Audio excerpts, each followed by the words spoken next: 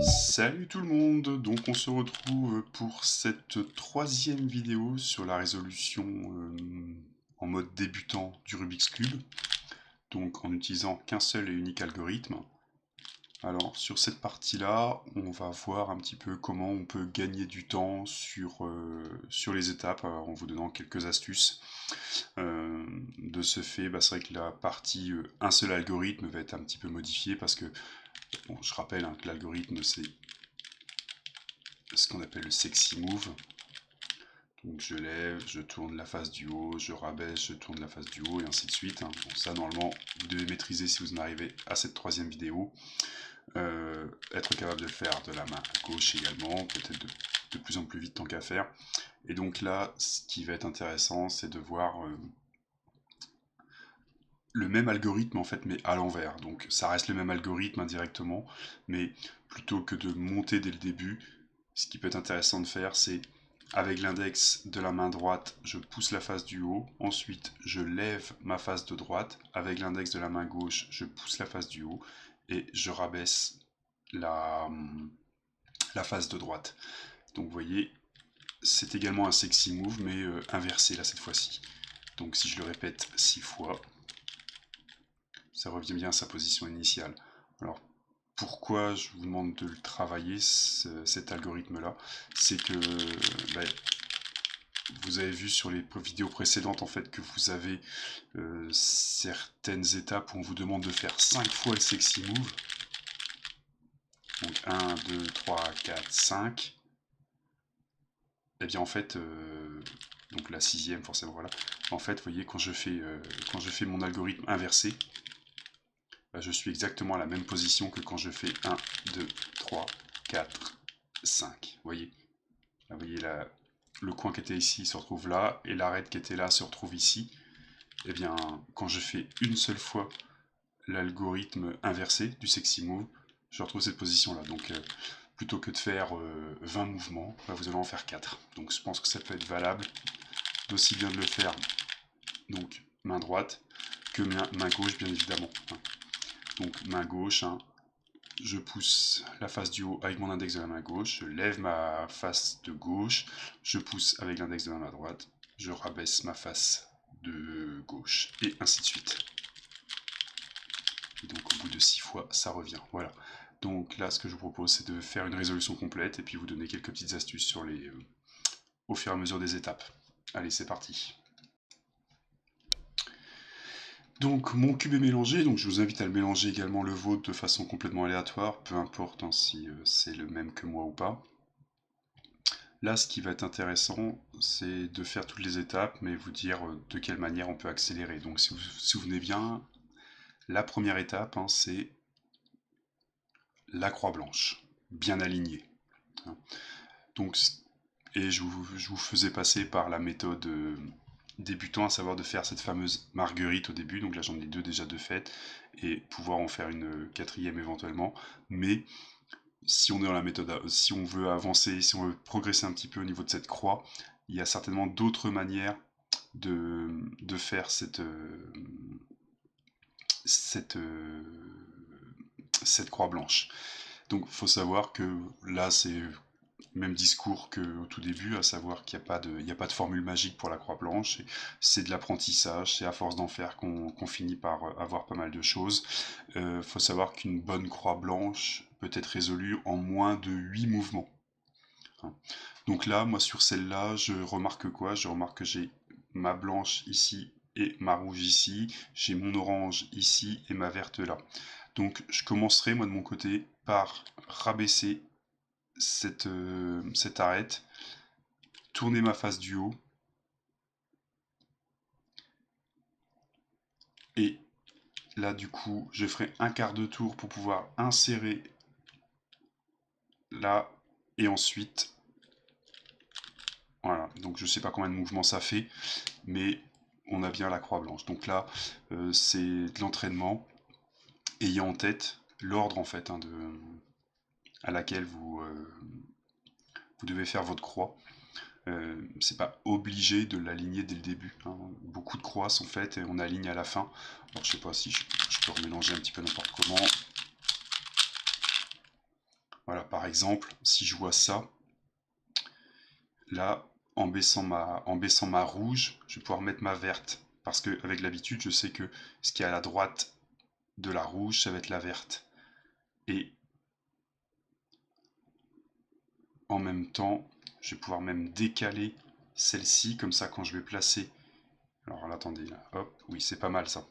Donc quand je vais placer ma rouge, ma verte, je suis tout de suite bien placé pour placer mon orange. Et là, vous voyez, j'ai ma bleue qui est ici.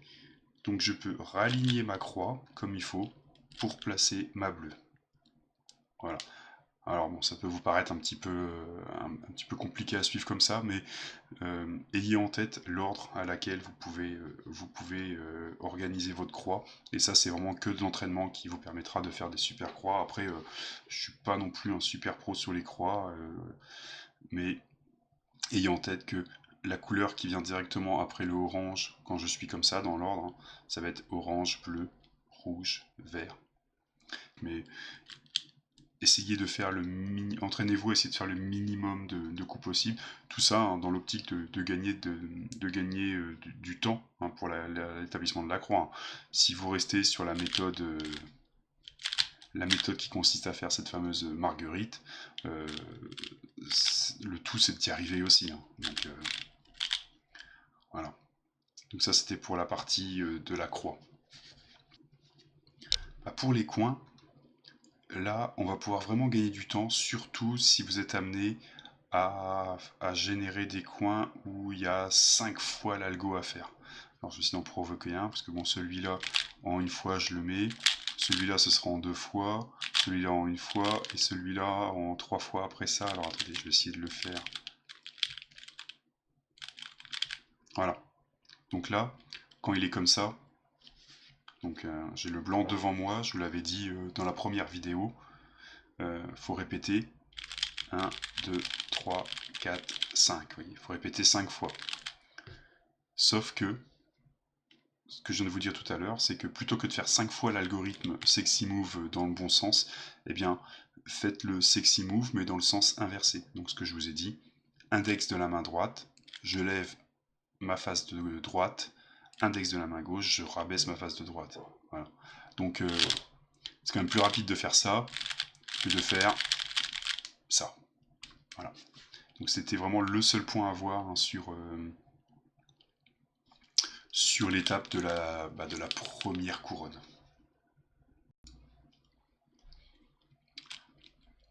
Pour l'étape de la deuxième couronne, bien là, il n'y a pas forcément de grosses astuces pour gagner du temps si on veut garder la méthode un algorithme. Hein, donc je fais mon sexy, je tourne, je fais mon sexy. Alors peut-être que pour limiter la rotation, mais là vous n'êtes plus du tout sur le même algorithme, peut-être avec l'habitude. Hein, si je fais mon sexy comme ça, après plutôt que de tourner et faire mon sexy, je peux peut-être déjà faire mon sexy comme ça, mais ouais, je sais pas si ça va vraiment vous inspirer. Donc là, il n'y a pas vraiment de... Il n'y a pas vraiment de méthode là, c'est vraiment du réflexe là en fait. Hein. Voilà. C'est vraiment du réflexe pour faire cette fameuse deuxième couronne.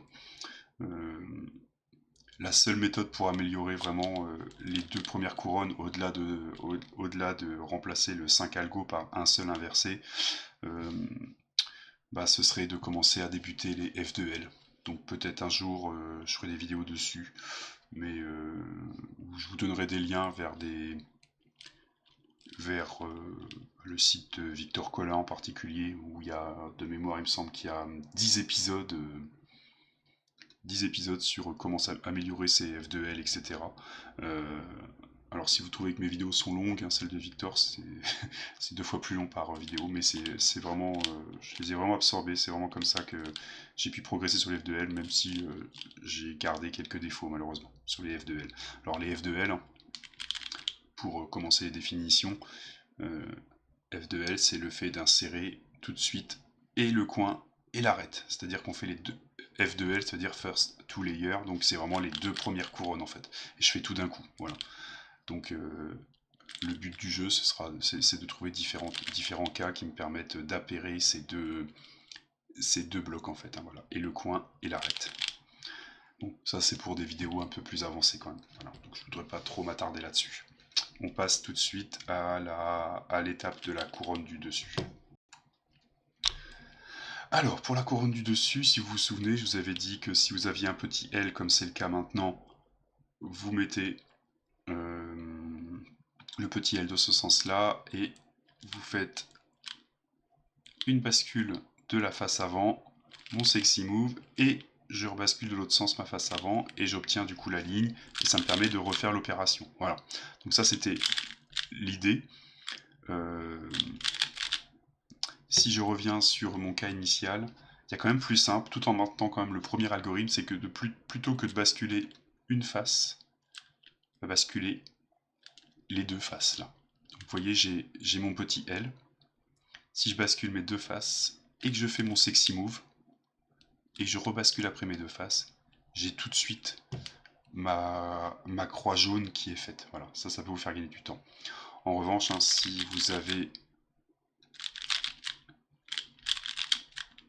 le fameux point, là vous n'avez pas d'autre choix que de faire les deux en fait. C'est de faire avec une première rangée et puis après avec mon petit L, je vous dis deux faces au lieu d'une seule. Et je fais mon fameux sexy move et je reviens. Voilà. Et donc là j'ai la croix.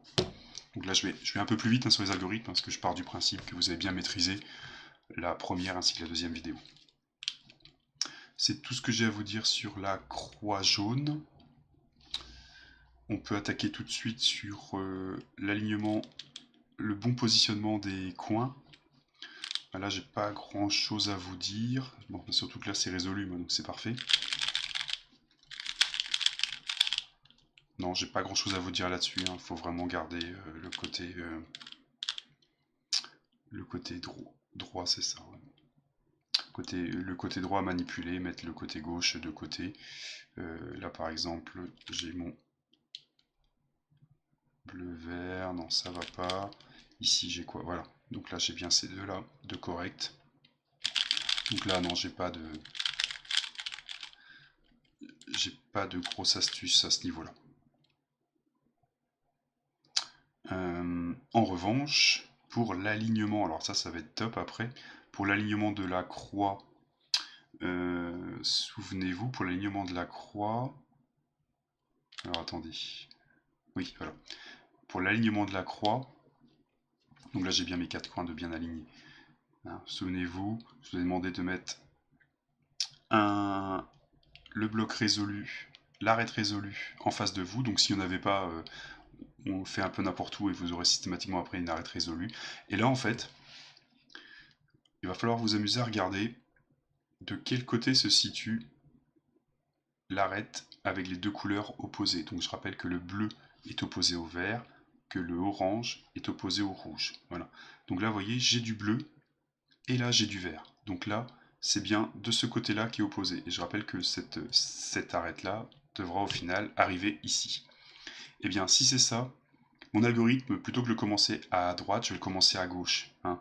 Vous vous souvenez de l'algorithme sexy. Donc là, ça va être sexy à gauche. Ensuite, sexy à droite. Là, vous vous souvenez, c'était 5 sexy à gauche et 5 sexy à droite après. Mais si je remplace avec mon sexy inversé, donc sexy inversé à gauche, sexy inversé à droite, et là, regardez, tout de suite, on va quand même gagner beaucoup plus de temps. Hein. Si je fais ça, ça, ça, ça va quand même beaucoup plus vite. Hein. Là, les 5 sexy, j'ai pu à le faire. Et là, du coup, vous voyez, mon côté opposé, maintenant, il est bien ici.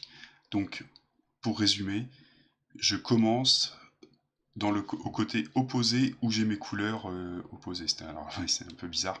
Donc là j'ai du vert et du bleu, donc là c'est bien le côté où mes deux couleurs sont opposées. Donc c'est le côté gauche où mes deux couleurs sont opposées. Donc je vais commencer côté droit. Donc un sexy à droite, ensuite un sexy à gauche, un sexy inversé à droite, un sexy inversé à gauche. Et tout de suite j'ai mes quatre arêtes de résolu. Voilà. Donc ça c'est super important. Et pour la dernière étape, vous pouvez, pour gagner du temps, anticiper déjà le nombre de sexy que vous allez avoir à faire. Voilà. Si vous êtes ici, vous savez qu'en 2 sexy, ce sera résolu. 1, 2, c'est résolu. Et là, 1, 2, c'est résolu. Voilà. Donc si votre étiquette jaune est ici, en 2sexy c'est résolu. Si elle est ici, c'est déjà résolu, donc c'est pas la peine. Et si elle est là, il me semble que c'est en 4. Donc là, j'ai pas eu le cas, mais 1, 2, voilà, c'est ça. Si c'est comme ça, ce sera en 4. 1, 2, 3 et 4. Voilà. Donc, et je rappelle, hein, on maintient la couleur en face de nous et on ne fait que tourner.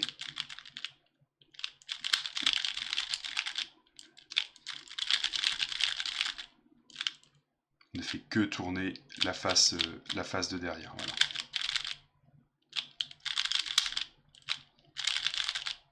Voilà, donc ça c'est peut-être à faire. C'est tout, donc c'est tout pour cette dernière face.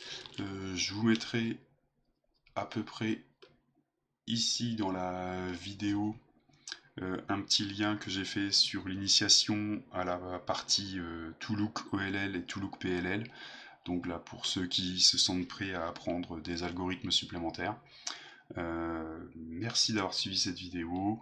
Je vais terminer par un petit chronométrage d'un temps, en espérant que ce soit pas ridicule. J'ai réussi à faire moins d'1 minute en mangeant les 5 algos.